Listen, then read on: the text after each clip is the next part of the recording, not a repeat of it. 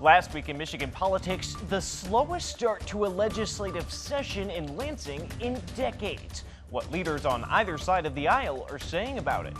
Plus, it's been one lakeshore community's biggest eyesore for years. Now, the state signing off on incentives to turn it around in a matter of years. And President Donald Trump is set to visit Michigan to celebrate his upcoming 100th day in office. What we know and what the state's governor had to say about the announcement. I'm Josh Alburtus, and this is your 13 on your side rundown.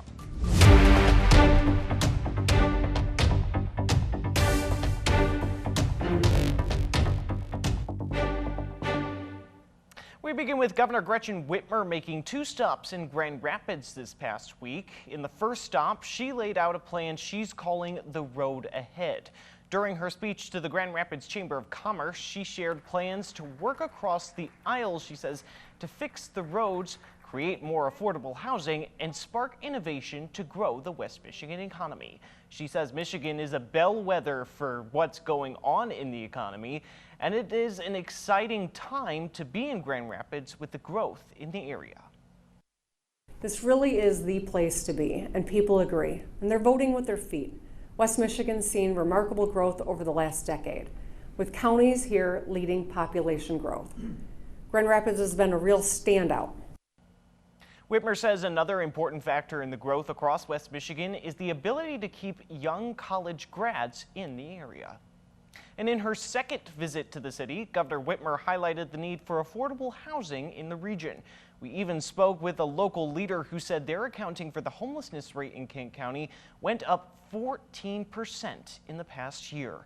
This was against the backdrop of a number of affordable housing units that were being built in the city.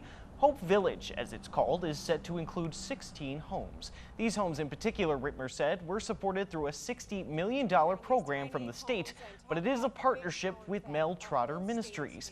Whitmer outlined what she said was the progress she feels has been made on affordable housing under her administration, but acknowledged that it's not near over. And we still have a lot of work to do in Michigan, but in the last 3 years, every year we've done even more. So in the last few years, we've done more than the whole 8 years prior, which shows, we are really throwing our foot down on the accelerator. We don't have time to waste. More people need affordable housing and housing options, and this is one piece of the solution.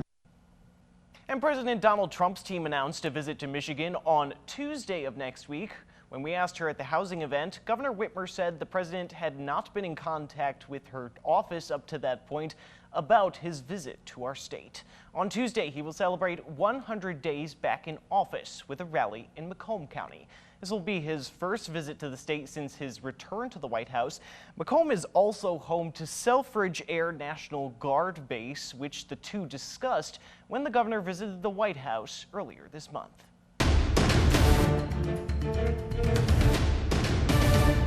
And turning now to your voice, your vote, and the race for Michigan's U.S. Senate seat, Democratic U.S. Representative Haley Stevens, who represents Michigan's 11th district, which includes Pontiac, has announced her run for Senate. Stevens was first elected to Congress in 2018. She previously served in President Barack Obama's Auto Rescue Task Force, which is credited with helping prevent more than 1 million jobs from disappearing from the auto industry. Stevens says President Donald Trump's, quote, chaos is putting tens of thousands of jobs at risk and raising prices for everyone. Stevens now joins an already crowded Democratic primary against State Senator Mallory McMorrow and former Wayne County Health Department Director Abdul Al-Sayed. And just days after Stevens' announcement to run for Senate, a West Michigan Congresswoman is already backing her in the 2026 race. Congresswoman Hillary Skolton is endorsing Haley Stevens in that critical race. In a broadcast-exclusive interview, she told 13 on Your Side that Michigan's Senate race will be one of the most consequential in the entire 2026 cycle. It will be the only open Senate seat that is a toss-up and a Democratic hold. So the stakes are incredibly high, and I've already seen enough to know who the best candidate is going to be, and that's Haley Stevens. Former U.S. Representative Mike Rogers is the only high-profile Republican to announce their candidacy to replace retiring Senator Gary Peters. Next year, Kent County voters will be asked to renew a millage to help fund John Ball Zoo and the Public Museum. The current 10-year millage expires in 2026. 2 years ago, the millage generated more than $12 million and was split evenly between the zoo and the museum. The money helps pay to feed animals, make improvements, and helps provide free or reduced admission for children and seniors. In a joint statement, the zoo and museum said they look forward to working with the county commission to renew the millage. It costs the owner of a $200,000 home about $41 a year. At this point, it's not known when the issue will appear on the ballot. At the state capitol, a package of bills that would ban local governments from enforcing certain so-called sanctuary city policies was passed out of committee this week. The legislation narrowly passed the Committee on Government Operations. The package of bills aims to ban local governments from enforcing those so-called sanctuary policies that prohibit law enforcement from cooperating and sharing information with federal immigration authorities. If passed, the legislation could allow for the withholding of certain state dollars from jurisdictions that have these policies. House Republicans are saying the legislation will support local law enforcement, make communities safer, and make government more accountable.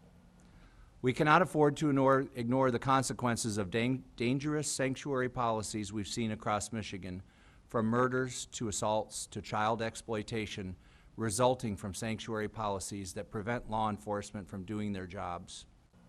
They argue that sanctuary policies are in opposition to federal law. Many Democrats saying that most of those policies don't violate federal law, and withholding revenue can make communities less safe from reduced department funding. Because I don't know that any of these policies actually are in disagreement with federal law. But my question is it possible that by taking money away from local units of government, that we are actually perpetuating an unsafe environment because we will have departments that are without funding? The legislation will now return to the House floor for a second reading. A bill to increase penalties for drug dealers in Michigan has passed the state house. Fentanyl in particular is a growing problem in West Michigan. Just last week in Kent County, there was a huge bust. $1 million worth of fentanyl and cocaine were seized. Under this bill, anyone charged with making or possessing drugs in order to sell them will face jail time and fines. The highest penalties are 30 years to life in prison with a $2 million potential fine. Other penalties range from up to 40 years in prison and between $25,000 to $500,000 in fines. The sentences depend on how much fentanyl is found. The bill now moves on to the Michigan Senate. 2 new laws. That's how many bills have been signed by Governor Gretchen Whitmer this legislative session. It's a historically slow session in Lansing this year. Fewer bills passed by both chambers and sent to the governor for a signature than any other legislative start as of earlier this week in at least the last 30 years. Our team ran the numbers, and according to what they found, since 1995, previous legislatures would have passed on average a little less than 60 pieces of legislation by this time in the session. 13 on Your Side reached out to the Republican and Democratic leaders and asked about this unusually slow start. Republican Majority Floor Leader Brian Posthumus highlighted what he feels is his party's activity in their chamber. House Republicans have been really active. We started right out of the gate by addressing the minimum wage and tipped wage issue. We passed a shutdown prevention plan, went right into funding our roads without increasing taxes at all. That's a big step. And then also just last week, we passed out of the House our Public Safety Trust Fund. So my hope is that the Senate will start acting on these priorities for the people. And Democratic floor leader in the House, Representative John Fitzgerald, had this to say in a statement to 13 on Your Side, quote, House Democrats are dedicated to delivering real solutions to the problems Michigan is facing. Higher prices for groceries, rent, and child care are serious issues that are made worse by irresponsible talk of tariffs, cuts to federal programs for veterans, seniors, and kids, and I'm frustrated. These are not the issues being advanced in the House so far this year. And we received comment from several other legislative leaders, and you can read what they had to say in response to numerous questions about the slow legislative session right now on our website, 13onyourside.com. Multiple violence prevention organizations rallied on the steps of the state capitol building earlier this week, calling on Michigan's legislature to pass further gun safety laws during this year. Gun safety laws in Michigan now include a safe storage law, universal background checks for gun purchases, and more. But these advocates say more can be done. Activists would like to see a state violence prevention toolkit and for the firearms industry to, in their view, play their part in reducing crime in communities. If enough people speak up and we have enough students that say this isn't right, we demand change, that the legislation won't have any choice but to listen to us and to realize the students all agree that there is a common issue and maybe this issue should get changed. Governor Gretchen Whitmer's Gun Violence Task Force has recommended the state create better community-focused responses to violence and further strengthen so-called red flag law. Spring is the unofficial start to construction season, and this year it's hard to miss some of your tax dollars at work. From the lake shore to the riverbank, we share updates on some of the biggest publicly funded projects in the region. That's next.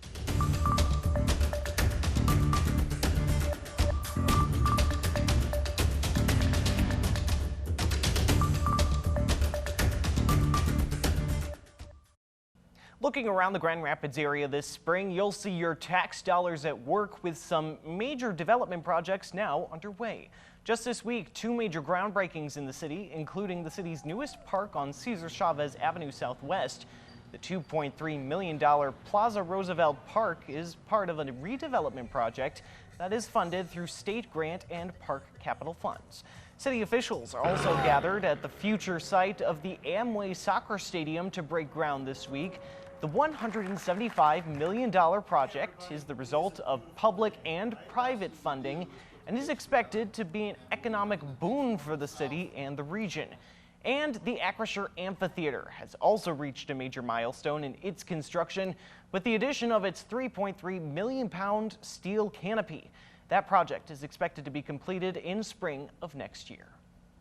A major housing project to transform a Muskegon landmark this week got the green light for more than $100 million of incentives from the state.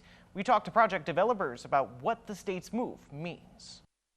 Hundreds of apartments are set to fill what was once this iconic furniture building, the historic Shaw Walker building here in downtown Muskegon. But as you can see, revitalizing it will take a lot of time and effort and resources.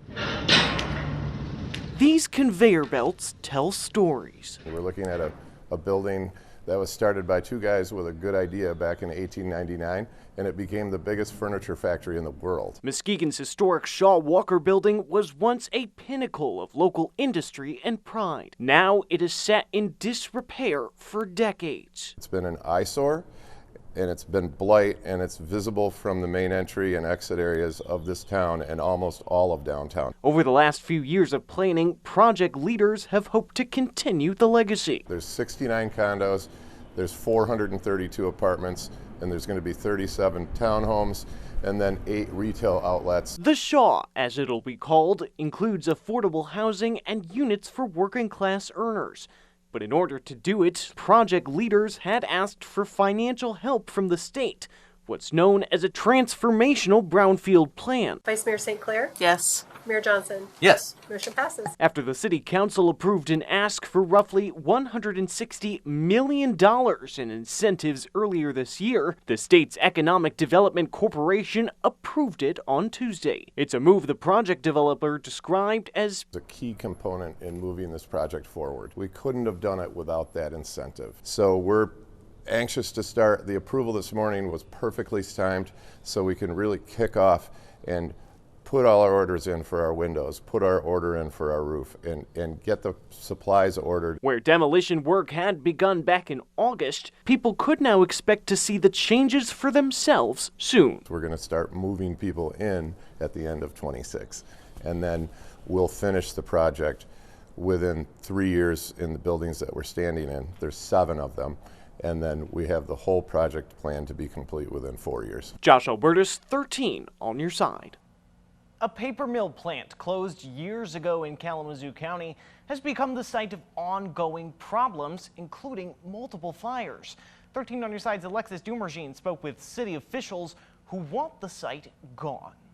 This site has caught on fire multiple times in the last year. Authorities say the smoke, the sirens, the fear, it's becoming routine. Since October of 2024, this is the sixth arson fire on the mill property within the city of Parchment. We are real comfortable calling it arson. City officials say the building is contaminated and hazardous. City manager Nancy Stoddard labeled it unsafe and worse, a magnet for trouble. And that it is a magnet for teenagers, for the homeless, for scrappers, and at those times when some of them are occupying it or trying to occupy it. The property is not secure. In fact, while we were there, we saw a man entering through a hole in the fence. There are several like it around the property, making it easy to get in and dangerous to stay. It's getting unsafe for our fire crews to go in there. There's deep pits in those buildings from where the machinery used to sit, and you get in there in the dark at night and with smoke, and we don't want any of our personnel injured. The city says they need funding to demolish the site safely, but until that money comes through, this mill remains a risk and a burden. Think of it as if maybe the residents reach out to Congress people so that they can take a focus on this small community and help us with funding to reduce and demolish these buildings. Last week, we brought you news of a very controversial idea in one local city to find extra money for much-needed projects by doing away with the local police department. Coming up, we share what changed.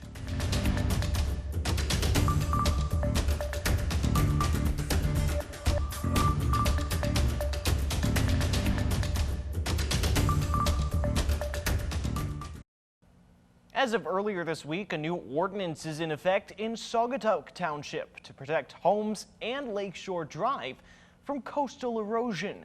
The new overlay zoning ordinance is meant to introduce developmental and environmental protections to help stabilize the nearby bluffs. The Saugatuck Township manager says coastal erosion along Lake Michigan is a concern for communities along the lakeshore. Properties on the west side of Lakeshore Drive between 130th Avenue and M89 will now require zoning permits for any construction or land movement. Some of the changes also include prohibiting land excavation more than 10 feet from a building's foundation, and only 40% of property can be covered by structures. Township Manager Daniel DeFranco says almost the entire coastline in Saugatuck Township is within Eagle's high-risk erosion area, and in the past have seen washouts wipe out both public and private property.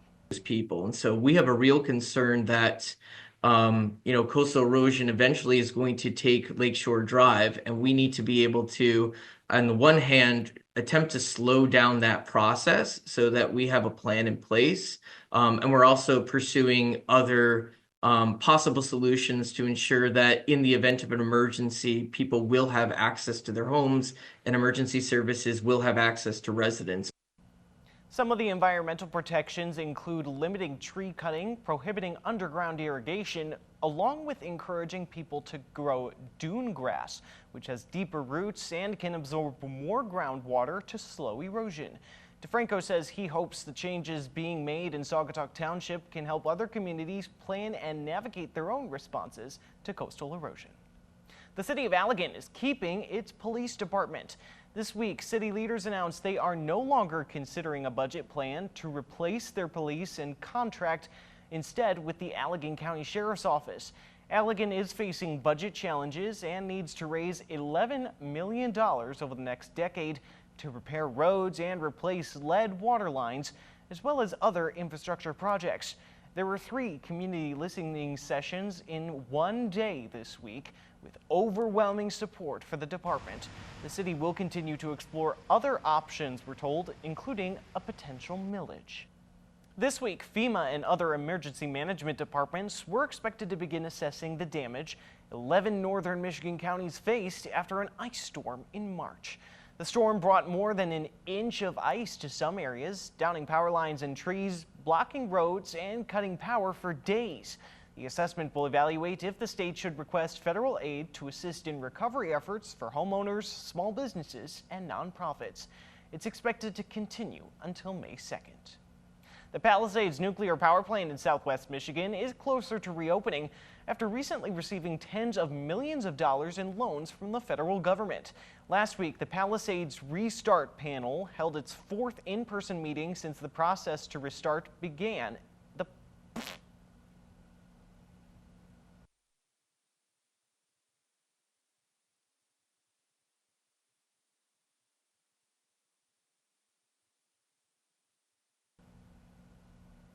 The Palisades nuclear power plant in southwest Michigan is closer to reopening after recently receiving tens of millions of dollars in loans from the federal government.